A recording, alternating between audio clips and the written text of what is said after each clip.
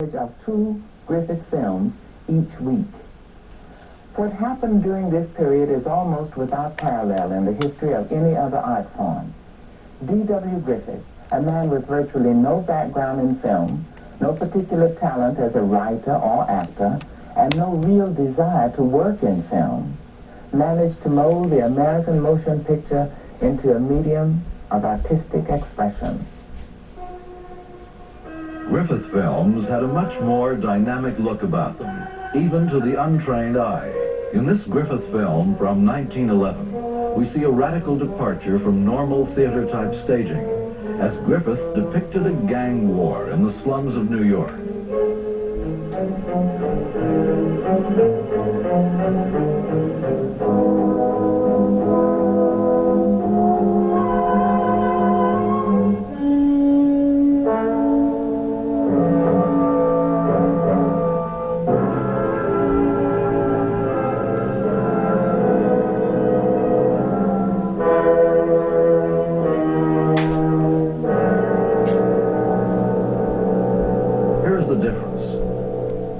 This scene from another film appears much the same as it would appear if the action were on the stage.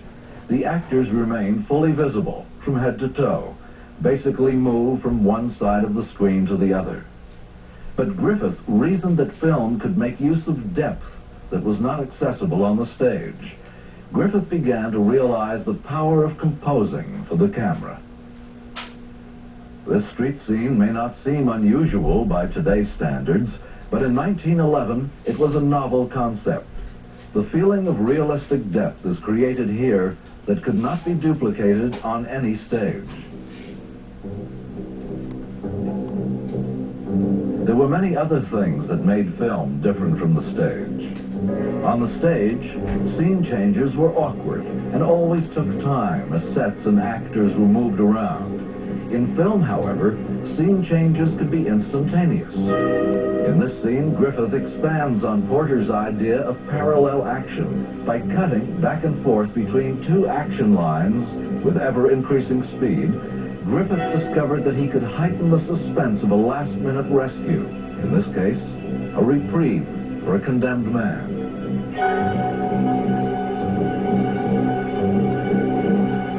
This demonstrated that the way a film was cut together could dramatically heighten its impact.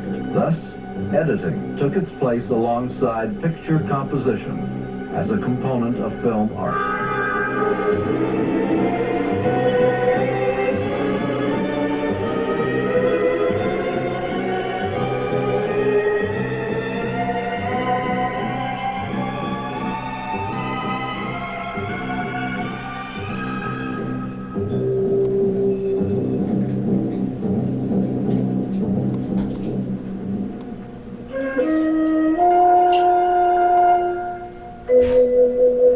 Occurred to Griffith that there was no particular reason to photograph the actors exclusively in shots that revealed their entire bodies. This was another break from theater staging.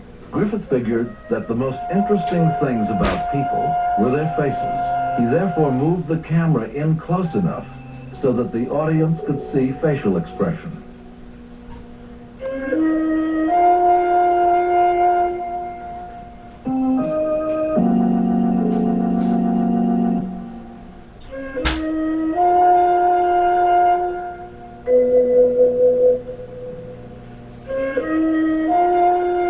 The ability to move the camera in close is a very powerful device.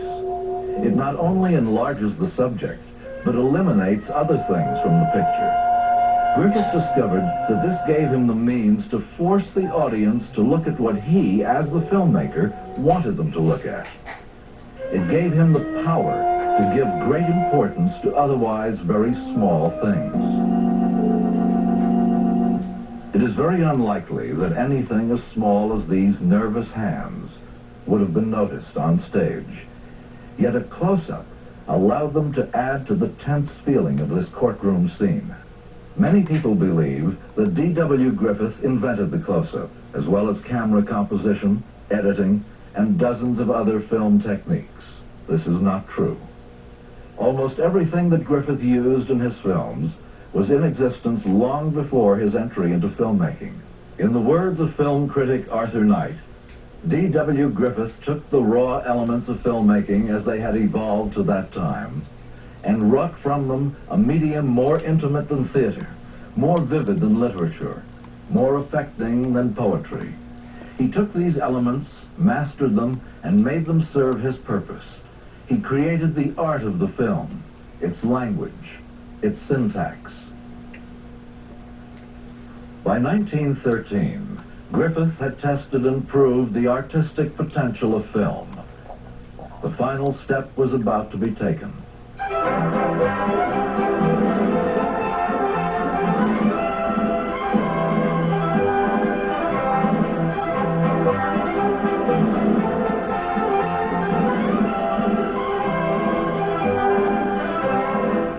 The Birth of a Nation thundered across the motion picture screen for the first time on February 8, 1915. At a time when most feature films were about 15 minutes long, this epic ran over 3 hours. Griffith pulled out all the stops. Everything he had learned about filmmaking in the 5 preceding years was incorporated in this picture. Audiences flocked to see it, not merely the lower classes, who had generally made up the bulk of the film audiences to that time, but everyone.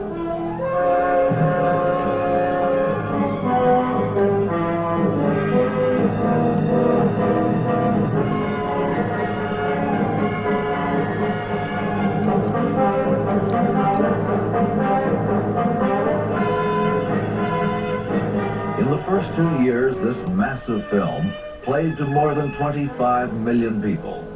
It ran on Broadway to standing room only crowds for more than 45 weeks.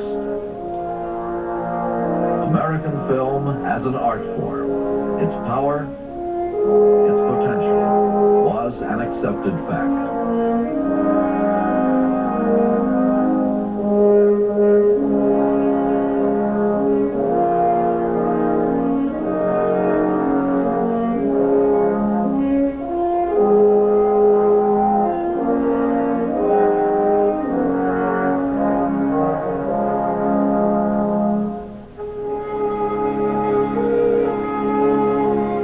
In the years to follow, technology would add sound, color, widescreen, and dozens of other elements that would expand the medium of film. But the foundation was laid. Film, as art, was born.